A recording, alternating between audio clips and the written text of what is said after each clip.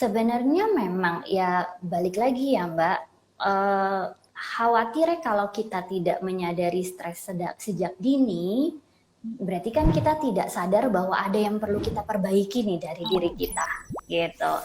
Khawatirnya ya itu akan berlangsung terus-menerus, dan ketika selamat pagi semua sahabat Nova, saya Andita, biasa dipanggil Dita. Saya psikolog dari RSAB Harapan Kita. Nah, untuk stres itu apakah ada tingkatannya dan gimana cara kita tahu bahwa kita ada di tahapan mana gitu? Oke, sebenarnya spesifik tingkatan sih nggak ada ya Mbak ya gitu. Jadi tapi memang mungkin bisa dibilang kayak kok yang ini gejalanya lebih hebat dibandingkan yang lain.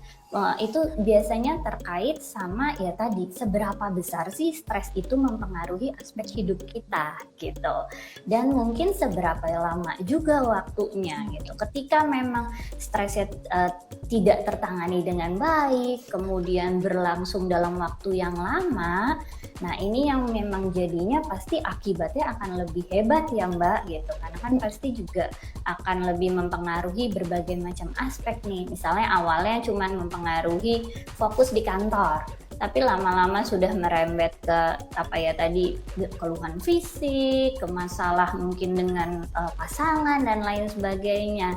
Nah ini sebenarnya mungkin yang perlu diwaspadai. Jadi tidak ada tingkatan khusus, tapi tadi seberapa besar sih aspek stres ini mengganggu aspek kehidupan kita, lebih ke situ sih Mbak. Oke.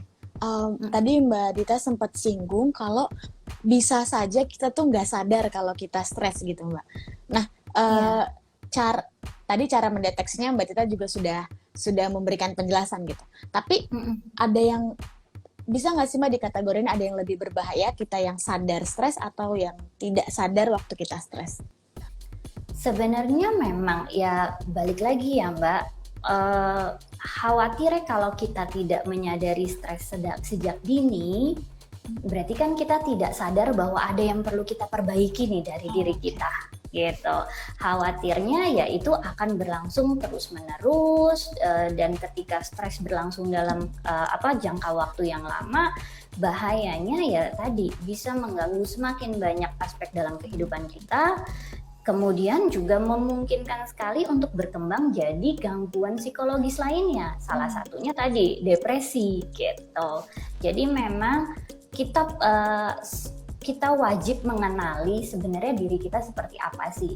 Setidaknya kita tahu rutinitas kita tuh seperti apa sih. Itu dulu yang kita kenali. Sehingga ketika ada perubahan kita akan cepat menyadari itu gitu. Sesimpel mungkin mengenali nih Mbak jam biologis misalnya kita bilang gitu ya, biasanya tidur jam berapa, bangun jam berapa, apa kegiatan harian yang kita lakukan, rutinitasnya seperti apa. Karena ketika ada perubahan di situ, misalnya kok jadi biasa tidur jam 9 gitu, ini udah sampai jam 12 kok nggak ngantuk-ngantuk ya, dan mungkin ini kejadian nggak cuma sekali 2 kali, ini kok kayak udah seminggu terakhir gini ya, susah ya, pas bangun juga nggak seger dan lain sebagainya. Nah ini yang perlu diwaspadai gitu.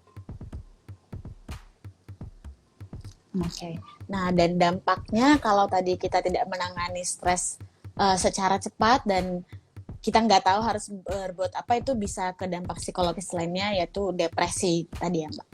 Ya itu salah satunya Mbak.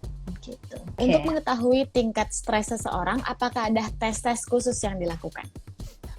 Oke, sebenarnya kalau mungkin tes-tes khusus,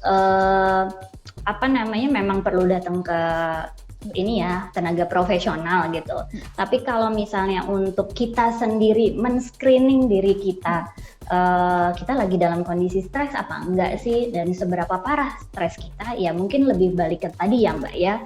Kita kenali dulu kita tuh seperti apa, rutinitas kita seperti apa, aspek-aspek kehidupan kita seperti apa. Ketika memang ada yang berubah di situ, ada yang terganggu di situ, nah itu perlu diwaspadai, kemungkinan memang kita sedang merasakan stres.